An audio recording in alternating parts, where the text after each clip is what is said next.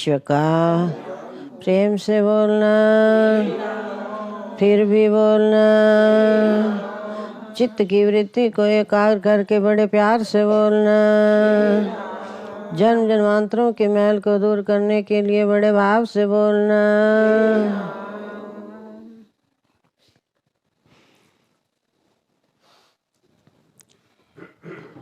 सच्चा भक्त किसे कहते हैं?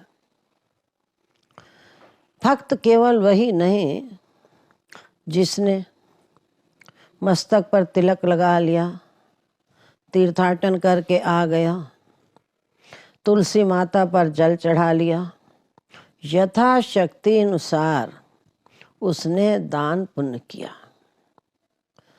भक्ति के अंग तो कह सकते हो आप इन्हें, लेकिन सच्चा भक्त उसे नहीं कहा जा सकता। अब तो सच्चा भक्त वही है जो अभाव होने के बाद भी, सब प्रकार का अभाव हो और उसके बाद भी अगर उसे अभाव की अनुभूति नहीं होती तो वही दुनिया में सबसे बड़ा भक्त है। ये शास्त्रों में प्रत्यक्ष प्रमाण पाए गए हैं कि एक बार जब सुदामा के पैर में कांटा चुभ गया तो उस समय कृष्ण भगवान ने हाथ से उस कांटे को निकालने का अथक प्रयास किया। जब वो कांटा किसी भी प्रकार न निकल सका तो उस समय भगवान ने अपने मुख से सुदामा के पैर के जब कांटे को निकाला तो मन में सोचने लगा, सुदामा, अरे ये कौन है जिसने पैर के कांटे को अपने मुख से बाहर निकाला? थे तो वो भगवान। अब मन में सोचता है कि अगर यही भगवान मेरे मित्र बन जाएं तो कितनी अच्छी बात है। मन ही मन सोच रहा है, लेकिन भगवान कैसे हैं? घट घट की पटपट की जानत और भले बुरे की पीर पहचान। भगवान ने उसकी इच्छा को पूर्ण किया। उसे हम एक बार उसके दरबार में अपना संकल्प उठा कर जाएं। संकल्प कैसा? शुभ संकल्प हो, अशुभ संकल्प ना हो। तो भगवान ने जब उसकी इच्छा को पूरा किया, संदीपन गुरु के आश्रम में वो विद्या अध्ययन करते थे। तो एक दिन संदीपन गुरु ने आदेश दिया कि जाओ जंगल से लकड़ियां काट कर ले आओ। और दिन कौन से थे वे? भीषण सर्दी जिसे कहते हैं, भयंकर सर्दी के दिन थे। दोनों चले गए, गुरुदेव की आज्ञा का पालन किया। परिणाम क्या निकला? वहां जाने के बाद वर्षा इतनी भयंकर वर्षा के कारण वृक्ष ऊपर चढ़ गए। और जो गुरु माँ ने उन्हें चने दिए थे ना, पोटली में बांधकर, सुदामा को भूख लगी। अपने जीवन में साधना करो, बहुत अच्छी बात है। मनुष्य जन्म भगवत प्राप्ति के लिए मिला है, लेकिन साधना की असली पद्धति जो होती है वो अपने गुरु से छिपाव न करो। अगर सुदामा ने अपने मित्र कृष्ण से छुपाव किया तो क्या परिणाम निकला? चोरी चने खाने लगा। भगवान ने पूछा, क्या कर रहे हो? क्या करूं, सर्दी के कारण मेरे दांत खड़क रहे हैं। भगवान तो अंतर्यामी जानदा, वो अंतर दिया बात था। भगवान समझ गए। वो नहीं जानता था सुदामा उस समय कि दुनिया में सबसे बड़ा तप क्या है। सत्य बराबर तप नहीं और झूठ बराबर पाप। जिसके हृदय सांच है उसके हृदय आप। सत्य बोलना बहुत बड़ी तपस्या है। हम तो सोचते हैं सर्दी में जल में खड़े होकर तपस्या करें, गर्मी के दिनों में धूप में खड़े होकर तपस्या करें। उसी को हमने तपस्या मान लिया है। जो मन ने कहा उसी को हम तपस्या मानकर अटके हुए हैं। लेकिन शास्त्र में कहा गया कि सत्य बराबर तप नहीं, झूठ बराबर पाप। जिसके हृदय सांच है और उसके हृदय आप। परमात्मा का वास वैसे तो सबके हृदय में है, लेकिन दर्शन केवल उसी को होते हैं जिसके हृदय में सत्य है। तो भगवान जान गए और भगवान ने कहा, अगर तूने मेरे समक्ष झूठ बोला है ना तो जा, तू दरिद्री हो जा। एक होती है गरीबी, एक होती है दरिद्रता। गरीबी में फिर भी कुछ ना कुछ प्रारब्ध अनुसार प्राप्त हो जाता है, लेकिन ये जो दरिद्रता है ना, ये बहुत बुरी है। अति गरीब होना भी दरिद्रता, अति पापों का भयंकर दुष्परिणाम है। और जब सत्य के बराबर तप नहीं, तो जो भगवान के समक्ष झूठ बोलेगा उसके बराबर पाप भी तो नहीं गिना जाएगा। अब सुदामा के घर में इतनी गरीबी कि 3-3 दिन तक बच्चे भूखे रहे, खाने को कुछ प्राप्त ना हो। लेकिन एक तरफ से सुदामा को पाप का दंड और दूसरी तरफ से भगवान के संसर्ग का फल।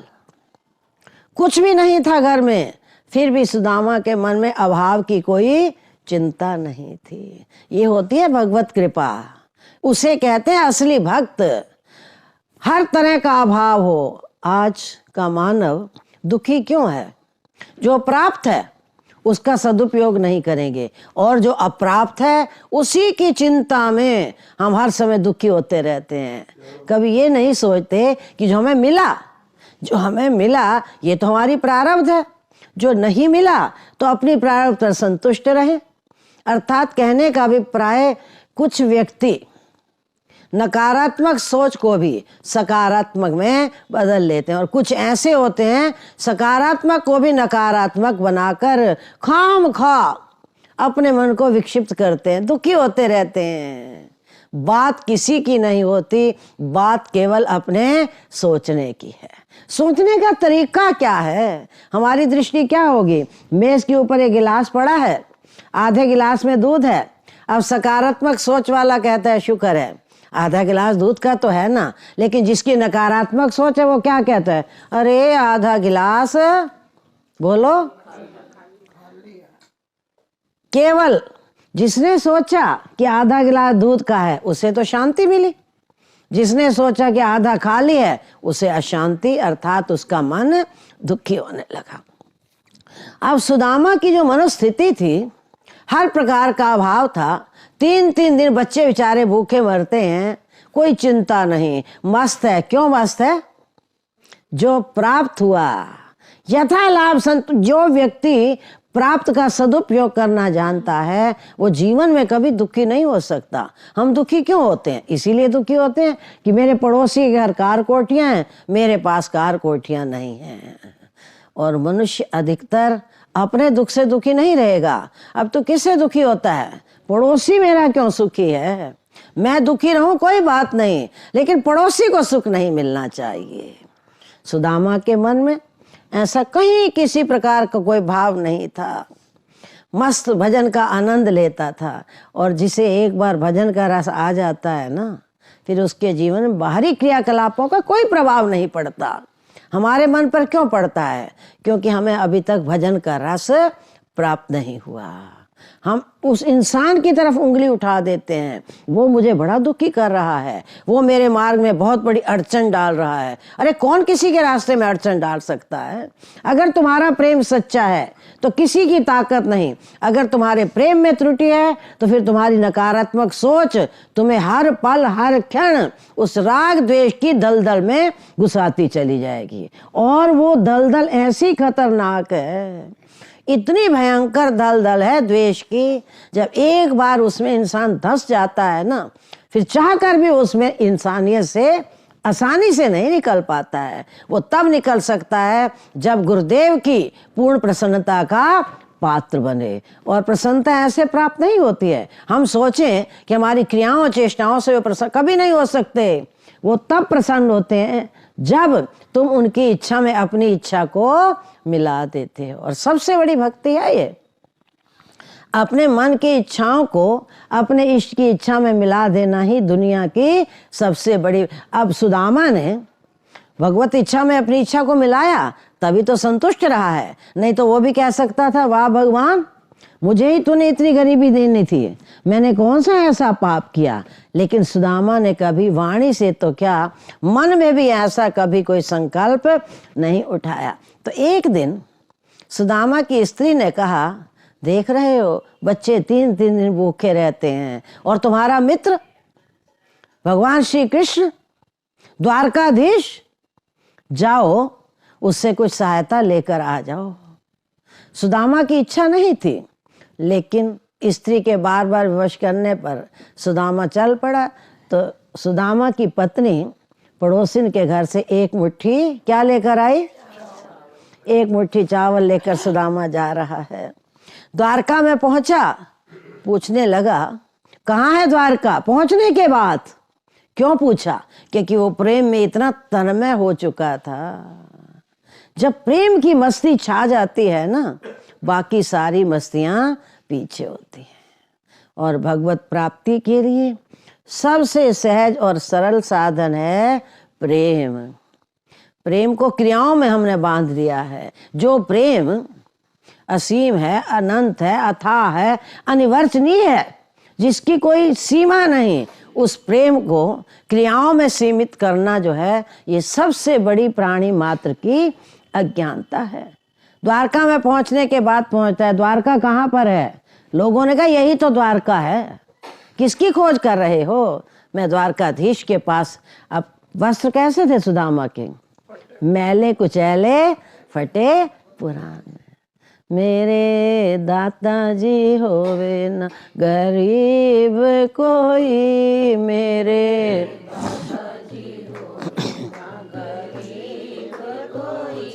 मेरे दाता जी होवे न गरीब कोई, मेरे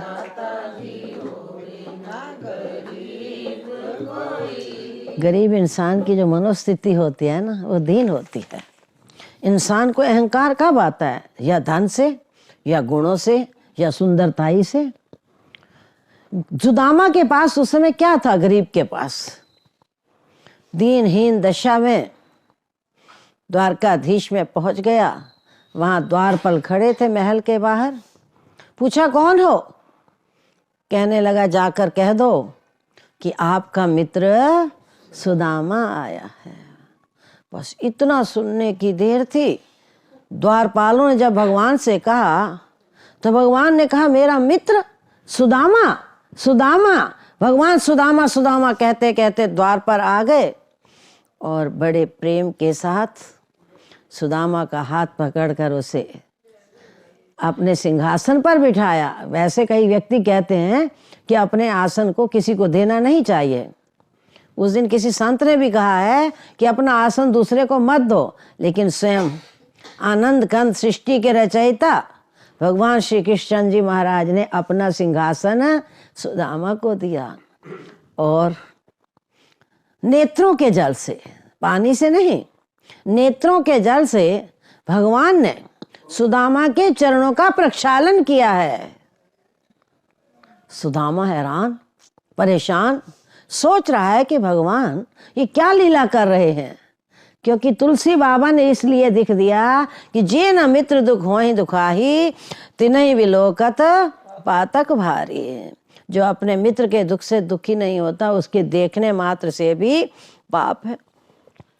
सुदामा के भगवान ने नेत्रों के जल से चरण धो लिए, और भगवान जो है ना, सुदामा की इस दीन दशा को देखकर अंदर से दुखी हो रहे हैं। देख सुदामा की दीन दशा, देख सुदामा की दीन दशा, करुणा करके करुणा निधि रोए। जो करुणा के भंडार हैं, उसको देखकर भगवान की आंखों से आंसू छलक पड़े। अब सुदामा मन ही मन सोचता है कि मुझे तो कोई इच्छा है नहीं। शायद 3 दिन वहां ठहरा है सुदामा, 3 दिन ठहरा है शायद, पक्का तो मुझे याद नहीं है। तो सुदामा वहां पर शायद 3 दिन ठहरा। जब वहां से चला तो प्रत्यक्ष रूप में भगवान ने उसे कुछ भी ना दिया। हम तो एक कड़छी सब्जी की देंगे ना किसी पड़ोसी को, उसे पता होना चाहिए कि मैंने एक कड़छी सब्जी की तुम्हारे लिए दी है।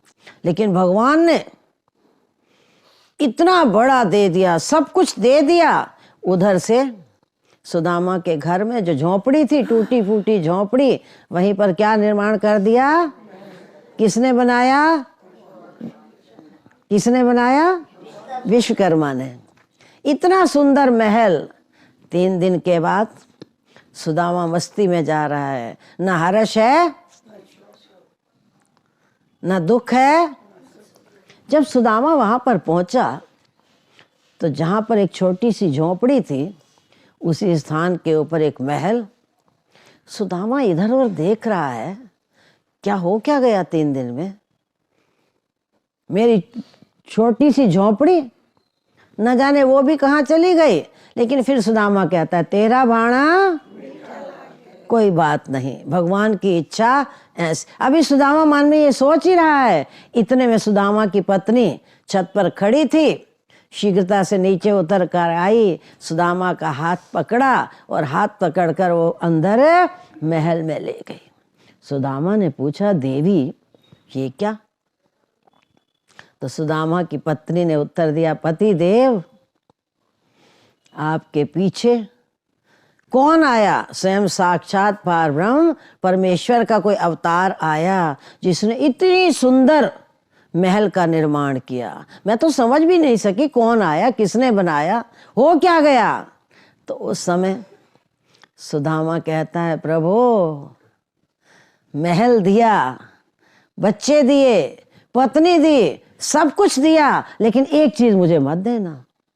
सब कुछ तो दिया, लेकिन एक चीज मुझे मत देना कि कहीं इस माया में उलझकर, माया में फंसकर मैं आपका नाम ना भूल जाऊं। क्योंकि जिसके लिए हमें ये देह प्राप्त हुई है, उस देह को प्राप्त करके अगर हम इन्हीं पदार्थों में उलझे रहे, राग द्वेष में फंसे रहे, अपने पराये के बंधन में बंधे रहे, तो इस देह को प्राप्त करने का हमारे लिए कोई लाभ नहीं है। और ये जीव कब संत के पास जाता है? हम इंसानियत से नहीं जाते वहां। सुदामा की पत्नी ने सुदामा को विवश किया था क्योंकि जिस समय बंदा जदो दुनिया दे, बंदा जदो दुनिया दे बंदिया तो थकदा, उसे वेले द्वारा किसे संत दाओ मलदा। जब संसार से हम निराश हताश हो जाते हैं, तब उस संत महापुरुषों की शरण में जाते हैं। सुदामा ने ये अपने अड़ोस पड़ोस में सबको ये आदेश दिया कि जब तुम संसार से निराश हताश हो जाते हो ना, तब उसकी शरण में जाते हो। लेकिन जो संसार के सुखों के होते हुए भी इंसानियत से उसकी शरण में चला जाता है, तो लोक भी बनता है और उसका परलोक भी बनता है। हमारे महापुरुषों ने ऐसा कहा, लेकिन हमारी मनोस्थिति क्या है? प्रतिदिन पढ़ते हैं, सुनते हैं, समझते हैं, लेकिन हम बोल दिया करो, सारा मैंने नहीं बोलना होता, लेकिन हम चलते नहीं हैं। कीमत हमारी तब बढ़ेगी जब हम उनको श्रवण करें, मनन करें और धीरे धीरे उस पर चलने का प्रयास करें। बोल श्री सद्गुरुदेव।